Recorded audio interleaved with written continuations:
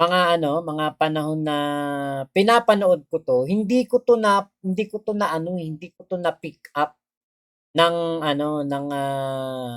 yung malinaw. Hindi nag-sink in sa'kin. Nito lang, kanina lang nung mga bandang hapon nung, nag-live ako patungkol kay Ngakpers, diyan ko lang parang napagtanto na parang parang hate na hate pala niya ang mga Marcos talaga, hate na hate niya. Kaya kaya ako parang parang ano ko na, parang napagtanto ko na na kahit ano pa gawin ni PBBM, wala, hindi po natin mapagbabago ang isip ni Ngakpers, Christian Echapuera patungkol sa mga Marcos. Hindi po talaga at hinding-hindi talaga. Ngayon, hindi po natin puwedeng ipakita itong video kasi alam niyo naman na ano na lang natin, tago na lang natin dito. Moments doon na siyempre pagka presidential son at saka majority speaker, gusto nila yung medyo safe space, di ba? Oo, yung gano'n, no? Pero Siyempre, Sen, may bibigay naman yun, pero not all the time, di ba? pero Sen, actually, maraming victories in terms of PR si Sandro Marcos ng episode niya na yun. Sa totoo lang, nung pinapanood ko. Kasi parang na-sanitize na-deodorize yung Marcos name even more eh. 'Di ba? Parang lumabas doon na hindi kami tawag dito. Bad boys. Hindi bad boys eh. Parang we're not slaves to the trappings of power. Parang ayaw daw ng sabi ng tatay niya, 'di ba, ng aking ama. Medyo weird mag-Tagalog si Sandro Marcos eh, no? Ang aking ama. Hindi daw yung pag daw silang masasanay doon sa posisyon, doon sa perks, etc. etc. Na kung hindi mo alam yung kasaysayan ng pamilya Marcos, para bang, ang galing talaga, ang bait-bait nila. Diba? Ganun yung naging pakaramdam ko until I remembered. Teka, di ba? Ayan 'no, 'di ba? Narinig niyo ba ulit? Ulitin natin pakinggan niyo ulit Try kong lakasan, teka lakasan ko. Kasi parang medyo tapos bagalan natin ng konti. Bagalan natin ng konti tapos lalakasan ko para po mas maintindihan ninyo.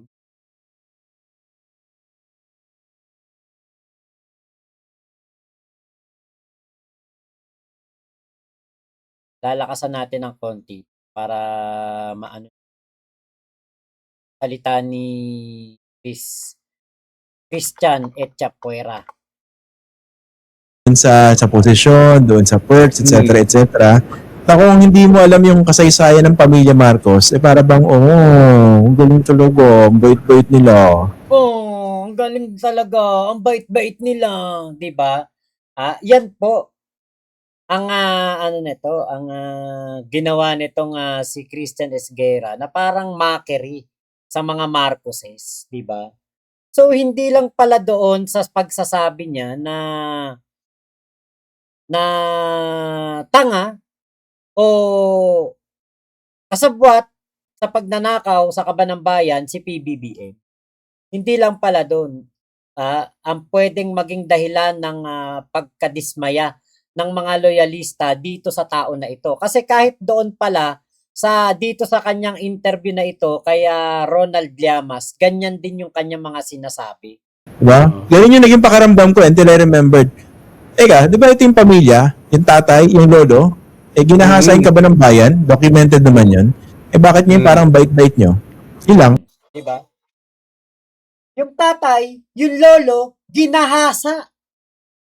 Yung kaba ng bayan.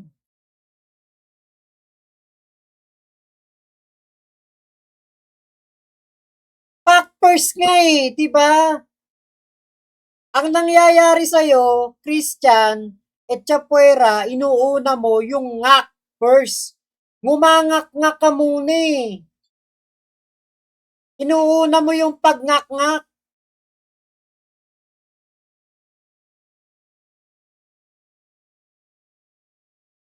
Sabi nga ni Atty. Claire Castro, fact check muna.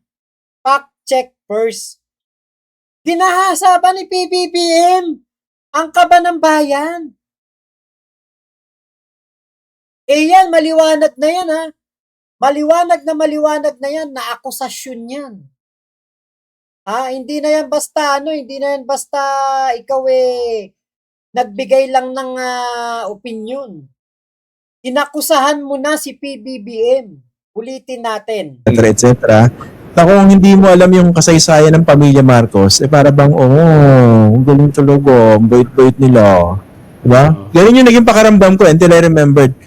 Teka, di ba ito yung pamilya, yung tatay, yung lolo, ginahasain ka ba ng bayan? Documented naman yun. Bakit niya Documented ba? Kay PBBM? Ginahasa ni BBM ang kaba ng bayan? Baka kay Digong. Maliwanag yun. Talagang grabe ang paglustay ng pera ng taong bayan. Pero kay PBBM, parang wala pa ako nakikita dokumentado o dokumento na magpapatunay na si PBBM ay nagnakaw sa kaba ng bayan. Tapos doon sa lolo, doon kay Ferdinand Marcos Sr., matagal nang patay yung tao. At napakarami naman pong nakaano pa rin dyan, mga nakabinbin na kaso. Maraming nakabinbin na kaso, merong mga ibinalik na sa pamilya Marcos na mga napatunayang hindi naman ill-gotten wealth. Meron silang mga eto si PBBM, aminado siya dun sa estate tax nila na kailangan bayaran. Aminado siya. Napabayaan dahil sa kanyang pagiging busy sa trabaho. Umamin naman siya. Hindi naman niya tinatakbuhan yung kanyang pagkukulang doon sa estate tax ng pamilya Marcos. Pero hindi ibig sabihin si BBM lahat may kasalanan nun o may utang nun. Yon ay estate tax ng buong pamilya Marcos. Si PBBM lang ang parang manager, ang administrator. Kaya hindi niya na naasikaso. Pero sinabi naman niya na asikasuhin. Ngayon, yung salita mo na sinabi mo na si BBM ay tinahasa ang kaba ng bayan, si Ferdinand Marcos Sr. ganun din. Siguro kay Ferdinand Marcos Sr. Kasi hindi pa naman ako buhay nung time na yon at wala naman akong kamalay-malay doon. Pero sa nakikita ko ngayon, ang mga talagang mangungunde na talaga diyan kung hindi po yan kung hindi po yan talaga kung hindi po yan talaga na bibigyan ng aksyon ng gobyerno. Hindi naman nakasalanan ng mga Marcoses yan Dumaan ng Cory administration, Fidel B. Ramos, ERAP, DMA, Pinoy. Panahon ni Pinoy yan dapat 'di ba talagang inuseg ang mga Marcos pero hindi Walang ginawang ganun si Pinoy kay Digong din wala ding ganun. Parang hindi ka maka-move on sa nangyari noong martial law o nangyari nung mga panahon ng mga Marcos.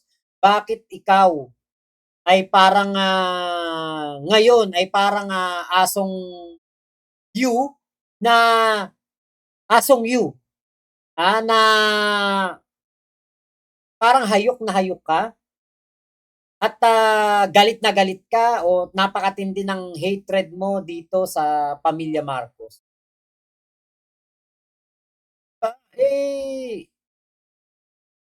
Ang dami nga dito mga dati pa kapanahunan pa ng mga Marcoses meron nga mga naging biktima pa diyan ng martial law. Alam niyo mga sumusuporta kay PBBM. Kasi naniniwala yung mga taong 'yan, lalo na yung mga matatanda, na ang kasalanan ng ama, hindi kasalanan ng anak. At yung kasalanan ng lolo, hindi kasalanan ng apo. Pero dito kay Ngakpers, Christian Echapuera, parang ang dating kasalanan din ni Sandro Marcos 'to Ibalik kaya natin kay Christian Echapuera. Ganto. Bigyan natin ng example. kunwari naging kriminal si Christian Echapuera. Meron siyang nagawang krimen. Matatanggap ba niya na kunwari makita ni Ate Agnes, kunwari magkakasama si Ate Agnes, si Ate Virgie Badjola, tapos si Ate Marites Musni, magsa-shopping sila sa MOA. Ngayon nakita nila yung apo ni Christian Echapuera. Kunwari pangalan ng apo ni Christian Echapuera, si Chris Ann. Nakita nila si Chris Ann. Uy, di ba ikaw yung apo ni Christian Echapuera? Yung nagnakaw sa Kaba ng Bayan, yung kriminal? Ba't ka nandito? Magnanakaw ka din? Matatanggap kaya yun? Ni Christian Echapuera na pag-uwi ng apo niya, uy, Lo, alam mo ba, may nakakilala sa akin doon sa MOA. Sabi ng 3 babae, nagsha-shopping. Apo mo daw ako. Magnanakaw daw ako doon sa MOA. Matatanggap kaya yun ni Christian Echapuera? Diba? Parang, yun? Kasalanan ng lolo, kasalanan din ng apo.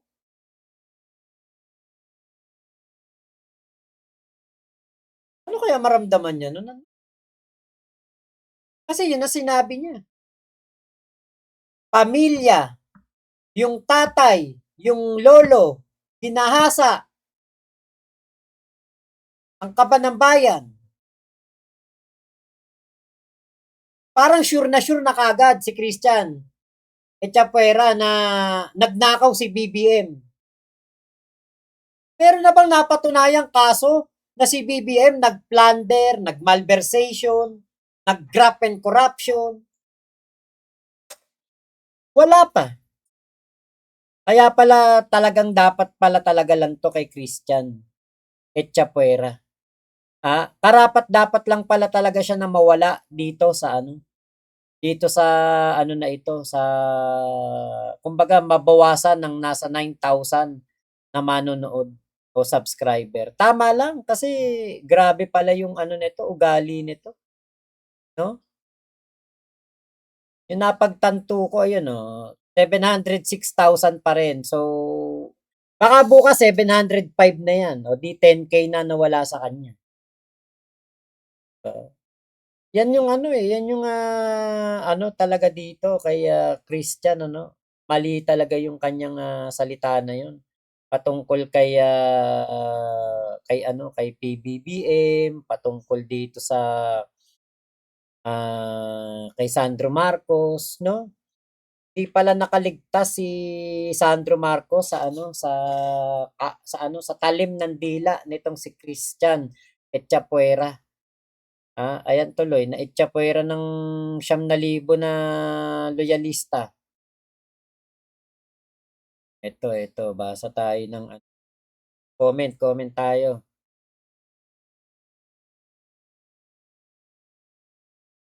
Okay, Ate Grace Mabalot, yes po, big thanks to Sir Mike Abe for putting into words. O yun, nabasa kanina. Ate Lori, dapat mag-apologize na lang siya sa Pangulo.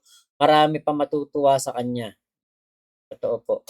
O, SMNI daw noon si Sir Mike Abe. Ate Macha Mochi, wala na ba talaga franchise ng SMNI? Wala na po.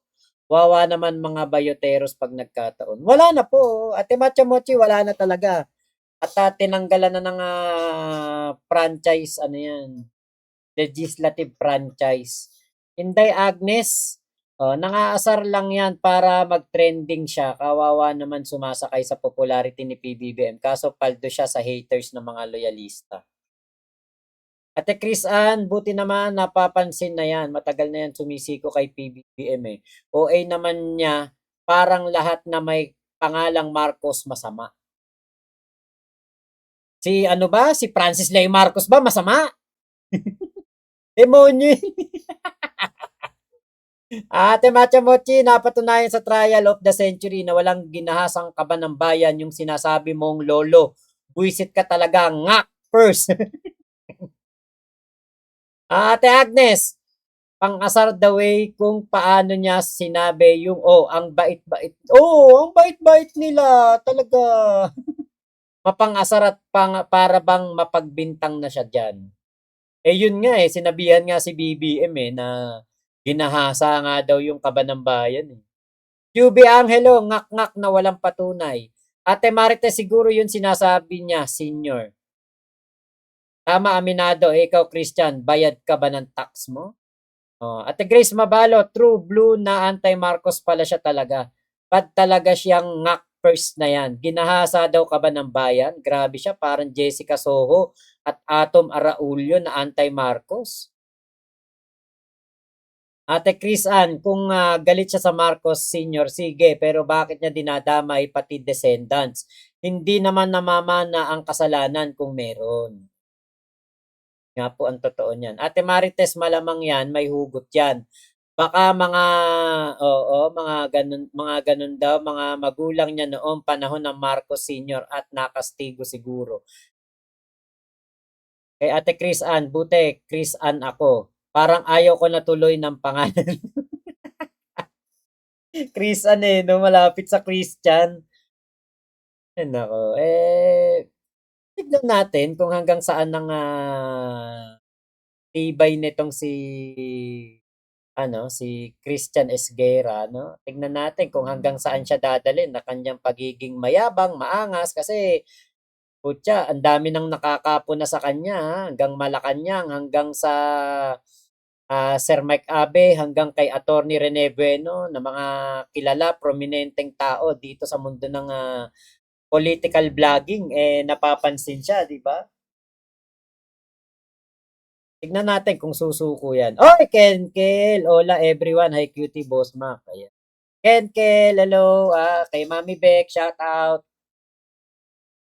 Dinalaw tayo ng mayaman nating manonood, si Kenkel. Saka si Mami Bex. Nagkita mga magtropa, si Matcha Mochi. Ayan. Shout out sa mga tropa pips natin, sila Ate May Alcantara, sila Ate Michelle, Ate Ira, sila Kuya Henry, Kuya Gary Caba, Kuya Ramil Cruz, Kuya Elmer, Kurimao, shoutout po. Shoutout din kay Big Mama, ayan, kila Ate Glenn Magramo, Ate Ayumi, kay Ate Jonah Briguera, ayan, hello. Mayabang, di mayaman, para namang hindi ko nakita pinapatayo yung mansyon. O Racy Yanilla, check nyo BIR niyan. Sir ni Esguerra kung honest siya. Madi Palalay, hello Mac, dapat maparusahan siya kasi si PBBM ay kinalaban niya, sir. Sana nga po. Check nyo. Ate Michelle, hello sa mag-asawang milyonaryo. Ayan. So yun po, maraming salamat sa pagsama nyo dito sa aking live na ito. Mamaya na lang po ulit umaga. Babalik tayo ng live mamayang umaga. Ingat po kayong lahat. Nasan mang panig kayo ng mundo. Momo, chup chup, love you. God bless us all, Pilipinas. God first. Salamat.